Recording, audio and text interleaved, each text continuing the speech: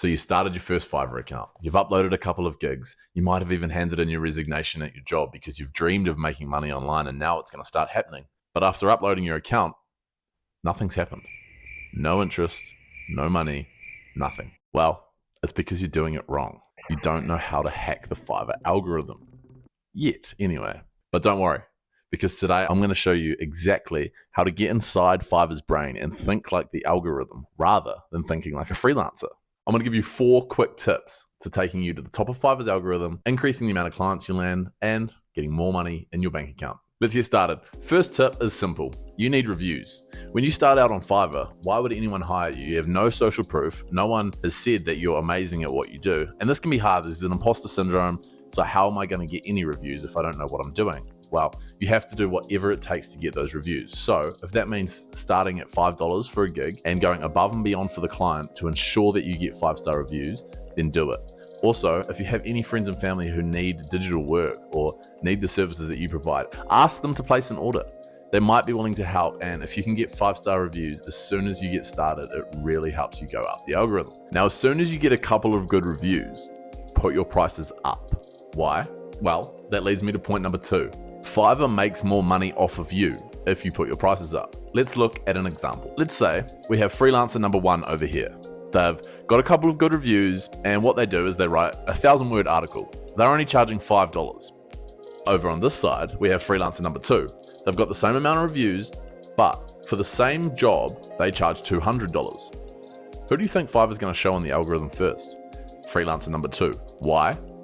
Because if freelancer number 2 gets an order, Fiverr takes 20% of that cut. That means they make $40 off freelancer number 2, whereas freelancer number 1 charges $5 and Fiverr only makes $1. So, as soon as you get a couple of good reviews, put those prices up and watch yourself soar up the Fiverr rankings. Now, the third tip to hacking Fiverr's algorithm is to offer a recurring subscription. Fiverr lets you do this with your packages to help, 1, you get more revenue and more cash flow generated to your business, and 2, so that Fiverr has more cash flow. It's guaranteed. When a client places an order on a recurring subscription, that means that they're locked in for X amount of months, whether that's 3 months or 6 months, and you can offer discounts to encourage them to do this.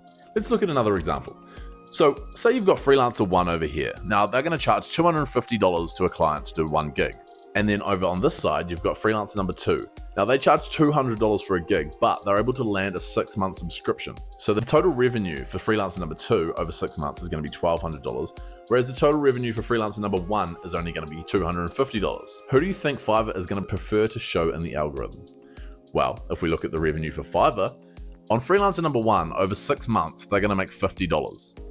20% of $250, $50. But for freelancer number 2, well, they're going to make $1,200 total revenue over 6 months. And off that, Fiverr makes $240. So if you want to increase your Fiverr rankings and hack the algorithm, plus make more money and have more secured cash flow, set recurring subscriptions so that clients have the chance to buy from you long term. Now, the 4th and final tip is one that I was really hesitant to do at the start. I didn't want people I knew seeing my Fiverr work. I didn't want them seeing how much I charged or the work that I was doing, but Fiverr wants you to do this. So the 4th tip is getting social with it. If you share your gig on Twitter or LinkedIn or Instagram or anywhere that you're social, and people start to come to Fiverr because you're sharing your gigs, Fiverr sees this. And the best thing about it, they're going to put you up the rankings. Why? Well, because you're a free brand ambassador for them. You're growing their business for them. You're a free marketer or a salesperson. 1, you could bring in more clients to them if they see a gig that you've offered and they're interested in that. And 2, you could get more freelancers to come to the platform. And this is how Fiverr makes their money, right? More freelancers on their platform doing work, more money they're making.